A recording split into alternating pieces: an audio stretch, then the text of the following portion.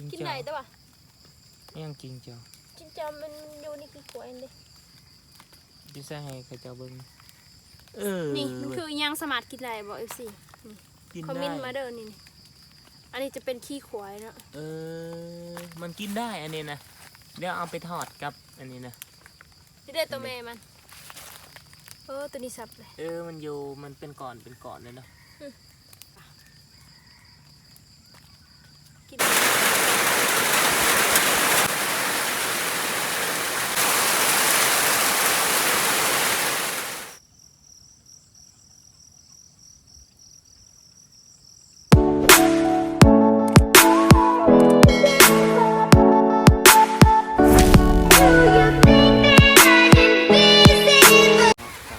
สบายดีรอบเต่าฝนตกเต่าเลย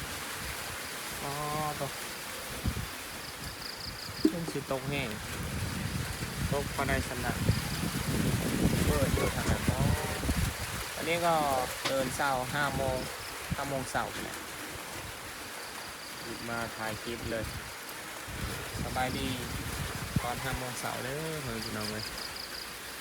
ลงทันใดเนี่ยนึ่งเขาเลยคุณนึ่งเขามืดตกสนี่แหละแห้งขึ้นนี่เกลือเบิ้ลมือแหละตกได้ขึ้นนี่ได้ยังบ่หยุดอยู่เกลือมันตกบ่แห้งมืดอยู่ทางสินึ่งเขา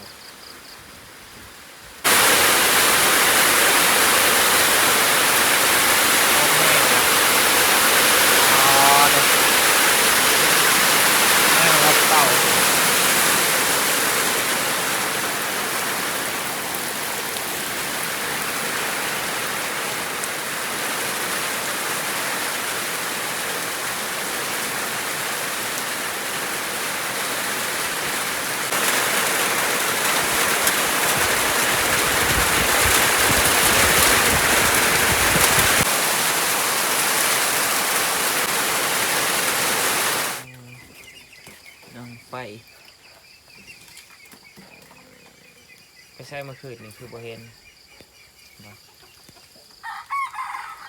เมื่อคืนนี่ไปใช้มา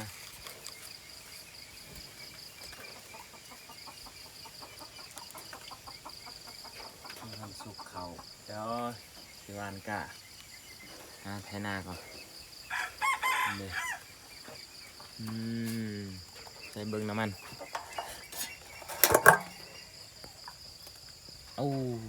มันไล่เติบ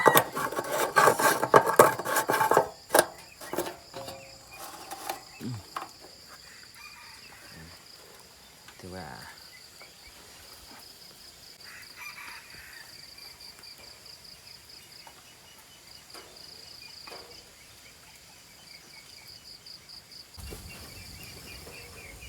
เดี๋ยวไปไทยวานกาไปเลย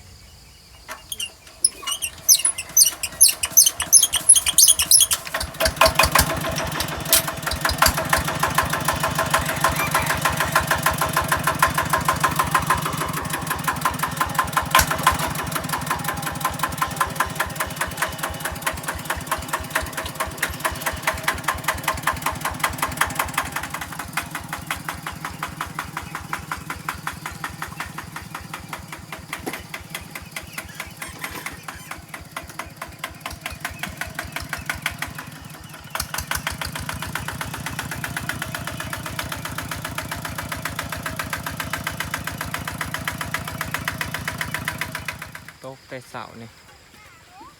แต่ว่าตกแบบนี้แหละโอ้แห้งจากเถื่อมันจะ50 กิโลนะเปียกเบิดละดินอันนี้จะเป็นต้นไม้ขยุงเด้อพ่อแม่พี่น้องเอ้ยไม้ยุงที่ว่าเขาเจ้าซื้อแพงนั่นแหละได้ต้นหนึ่งอยู่นาเลยที่แบบ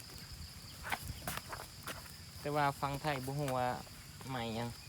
ไม่ขยุงที่แบบมันสีดำๆเฮาสามารถจุดไฟมันติดง่ายนะไม่ขยุงเนาะลาวนี่คือว่าใหญ่เลยมันราคาสูงใหม่ตัวนี้ มันว่าใหญ่เลยอันนี้ยังบ่ทันได้เป็นแกนเพราะว่าบ่ได้ตัดขายหันเป็นแกนตัวใหญ่ก็สิตัดขายเนาะให้เติบเลย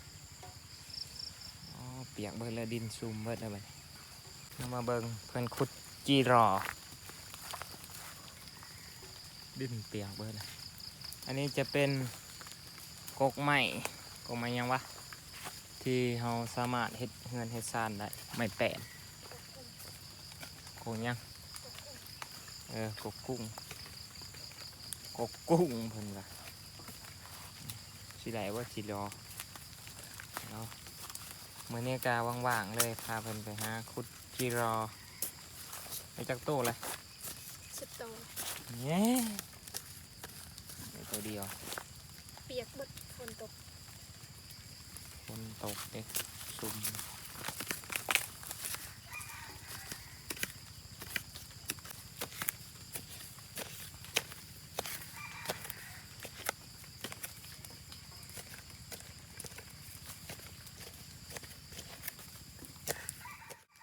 ตัวใหญ่ จีรอ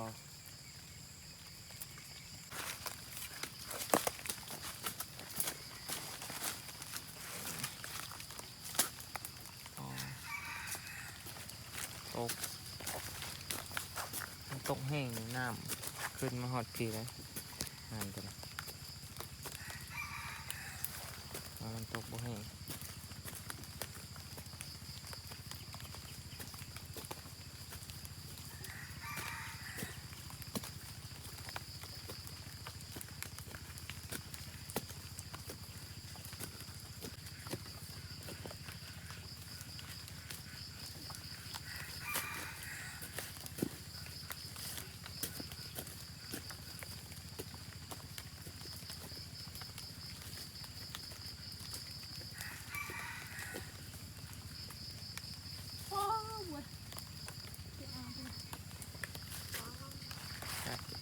ขาวจั่วเลยตัวนี้เนาะ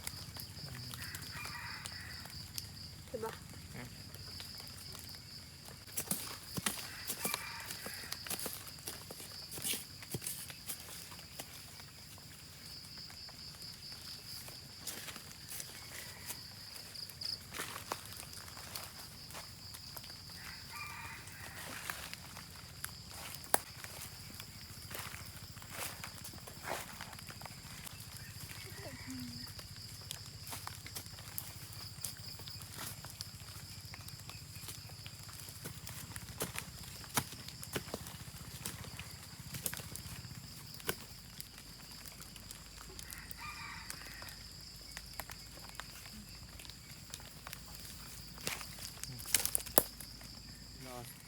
งามนี่นะ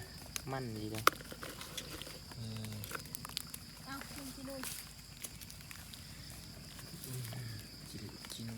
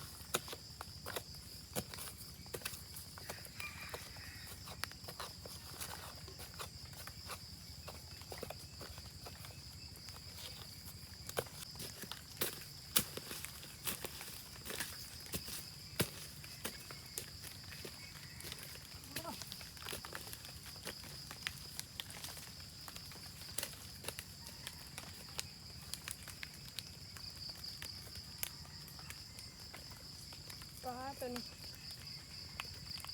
มีปีก ตัวใหญ่เลยสิรอนี่พุดเลยแป๊บเดียวโอ้ฝนซึมอยู่คือสิตกอีกเลยนี่เป็นบรรยากาศมาคุด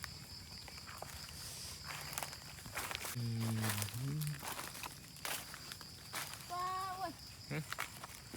อันนั้น ได้ยังเอีย ย่าง ย่าง จริง กิน เจ้า ไหนตัว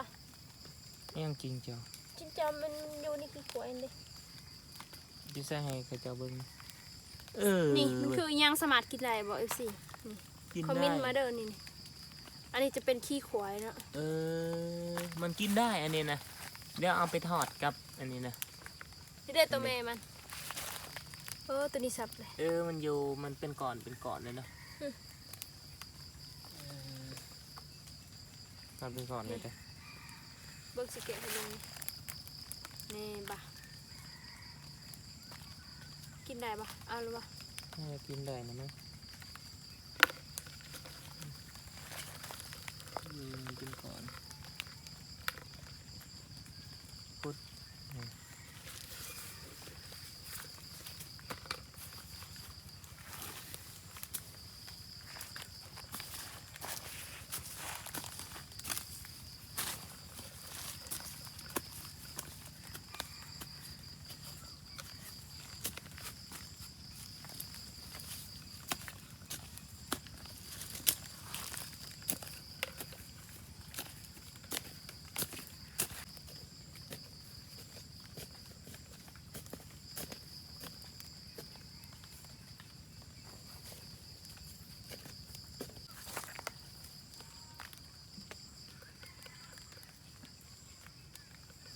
ต้องจับเอาไหม